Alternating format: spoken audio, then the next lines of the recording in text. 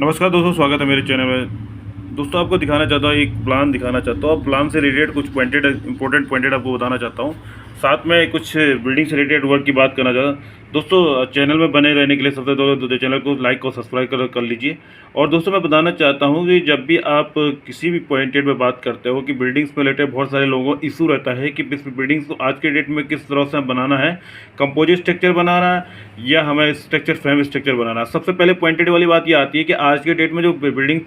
Structure बन रहा है वो प्रॉपर तरीके से समझ में नहीं आ रहा बिल्डिंग्स किस तरह से बनाना चाह रहे हैं आप लोग। सबसे पहले कोशिश ये कर लीजिए कि हमें किस तरह से आज की बिल्डिंग में, क्योंकि आज के डेट में लोग कॉलम्स की कंडीशन रखते हैं कि प्रॉपर कॉलम्स रहे, तो आज के डेट में जिस तरह से आज के डेट में ग्राउंड में काम हो रहा है उस कंडीशन में ये लगता है कि बिल्डिंग में ना तो कंपोजिट स्ट्रक्चर बन रहा है या हमने फ्रेम स्ट्रक्चर। कहने का मतलब होता है ना वो बिल्डिंग्स आपका कॉलम बीम्स में स्टेब्लिश हो रही है ना वो आपका प्रॉपर तरीके से ब्रिक वर्क्स होकर पूरी फाउंडेशन खोल के प्रॉपर तरीके से बन रही है। इसलिए दोस्तों सबसे पहले एक पॉइंट मैं कहना चाहता हूँ, अगर आपको इस तरह से सबसे पहले आप अपना प्री प्लानिंग कर लीजिए कि किस तरह आपको काम करना है। अगर मैं कहना चाहता हूँ कि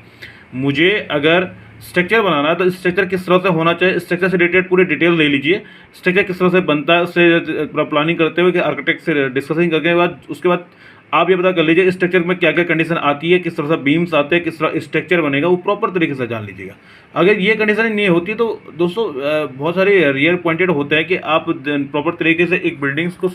पूरी तरफ से एक सेफ्टी पर्पज से नहीं बना पाओगे। जब कंडीशन देखने के लिए मिलती है उस कंडीशन में आपको मुझे लगता है कि ना वो स्ट्रक्चर प्रॉपर से फ्रेम टाइप का बनता है, ना वो स्ट्रक्चर आपका कंपोजिट, मतलब कहने का मतलब होता है कि ना ब्रिक वर्क्स में उसका कंप्लीटली लोड बेयरिंग बन पाता।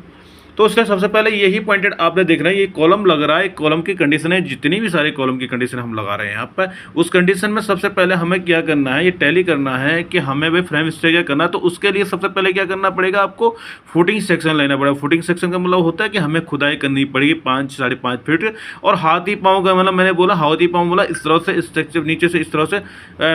बनाना पड़ेगा जिस तरह से आपकी कंडीशन बहुत अच्छी तरीके से आ पाए। दोस्तों एक छोटी सी और बात होती है कि जब नीचे से आप प्रॉपर तरीके से कास्टिंग करोगे तो उसके लिए ग्राउंड लेवल पे आपके पास क्या चलता है, ग्राउंड लेवल पर बीम होती है। आपने देखा होगा, आपने 18 इंची का बीम लेते हैं आप,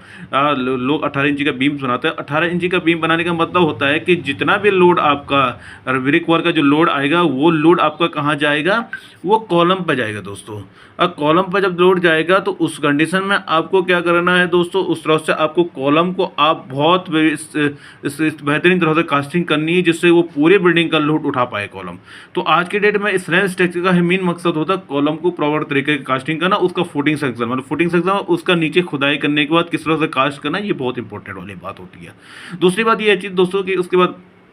आपने तो ग्राउंड बीम डाल दिया है, ग्राउंड बीम के बाद प्रॉपर हिसाब से कास्टिंग होगी तो आपको एक और अगर सेफ्टी और बनानी है तो आप प्लिंथ बैंड दे सकते हो। प्लिंथ बैंड में क्या होता था, प्लिंथ बैंड प्रॉपर तरीके से बन जाएगा, उसके बाद आप उसको बेहतर तरीके से फिलअप करने के बाद उसके बाद स्ट्रक्चर को स्टार्टिंग करते हैं, उसको सुपर स्ट्रक्चर बोलते हैं। सुपर स्ट्रक्चर का मतलब होता है कि जहाँ पर स्टार्टिंग हो जाती है बिल्डिंग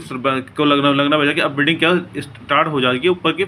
बनने की कंडीशन में। तो दूसरी बात, अब एक और मेन पॉइंटेड वाली बात मैं आपको बताना चाहता हूँ कि जब भी दो लोग बिल्डिंग से रिलेटेड वाली पॉइंटेड की बात करते हैं तो सबसे मेरे पॉइंट कहने का मतलब होता है कि ऊपर की जब आप कास्टिंग कॉलम कास्टिंग करना बैठ जाते हो तो उस कास्टिंग कॉलम कास्टिंग करने में ये कंडीशन लग रही थी कि जब फर्मे लगाते हो तो फर्मे लगाने के बाद जब फर्मे आप खोलते हो तो आपको उन कॉलम्स के सरफेस पर क्या करना पड़ा, रफिंग पॉइंट बनाना पड़ेगा, या आपको झाड़ू या आपको ब्रश मार के रफ करना पड़ेगा। क्योंकि क्या होता है कि ब्रिक वर्क डायरेक्टली उसके साथ अटैच नहीं हो पाता। इसलिए दोस्तों ध्यान रखें, जब भी आप वो करोगे उस कंडीशन में पहुंचोगे तो आपको बहुत इंपॉर्टेंट